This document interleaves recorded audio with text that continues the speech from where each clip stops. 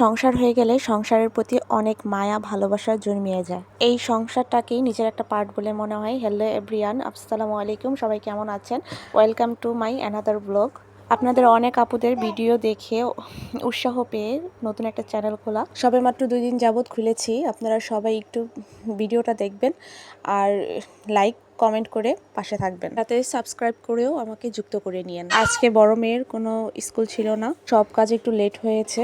তো দেখতেই পারছেন আমার টিনের ঘরটা ছোট, কিন্তু এটা আমার কাছে রাজপ্রাসাদের চেয়েও মূল্যবান। তো আজকে যেমন রান্না ছিল না, ভেবেছি একটু আলু ভাজি করব।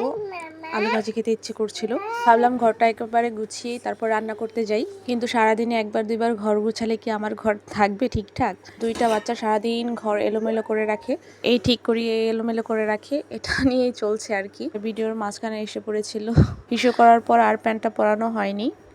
তারপর দেখি যে ভিডিও অন করা, দেন আবার তাড়াতাড়ি করে প্যান্টটা পরিয়ে দিলাম। আমার পুচকু সোনাটাও আমার সাথে হেল্প করছে।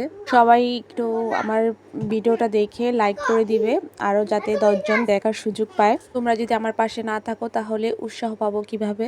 বলে যে শখের বসে পেজ খোলে, চ্যানেল খোলে, কিন্তু অ্যাকচুয়ালি আমি কোনো শখের বসে খুলিনি। পড়ালেখা জানা আমার ইচ্ছা যে নিজের জন্য কিছু একটা করব, বাচ্চাদের জন্য কিছু একটা করব। কিছু সামলিয়ে সেভাবে হয়ে উঠছে না, এই তো ট্রাই করছি, দেখি কি হয়। আপনারা যদি পাশে থাকেন তাহলে সব কিছুই সম্ভব। আমার একটা ফেসবুক পেজও ছিল, সেখানে 10,000 ফলোয়ার ছিল, কিন্তু কোনো একটা কারণে পেজটা সাসপেন্ড হয়ে যায়। সাসপেন্ড বলতে মনিটাইজেশন ছিল, সেখানে সাসপেন্ড করে দিয়েছি কিছুদিনের জন্য। দেন ওখান থেকে আমার আর তেমন একটা ভালো লাগেনি। তো ইউটিউবে অনেক আগে থেকেই দেখতাম এক এক আপুদের ভিডিও, ভালো লাগতো, কিন্তু ইউটিউবের ওয়াইও জানি না। তো যাই হোক আপুরা, একেবারে খালি হাতে নেমেছি।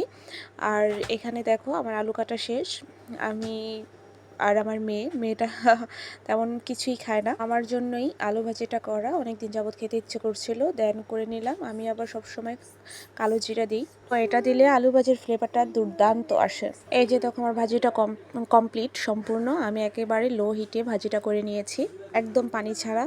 এখানে দেখে মনে হতে পারে যে ভাজিটা সেদ্ধ হয়নি, কিন্তু না, একদম সফট হয়ে গেছে। তো যাই হোক, ধনেপাতা দিয়ে ভাজিটা নামিয়ে ফেলবো। আজকে সারাদিন এটা দিয়েই চলবে। কালকে গরুর মাংসের তরকারি ছিল, ইলিশ মাছের তরকারি ছিল, সেটা দিয়ে আজকে চালিয়ে নিব। মধ্যবিত্ত বলতে কথা, আমরা মধ্যবিত্ত, আমাদের চাহিদা একেবারেই কম। তো আজকে এ পর্যন্তই, ভালো থাকবে।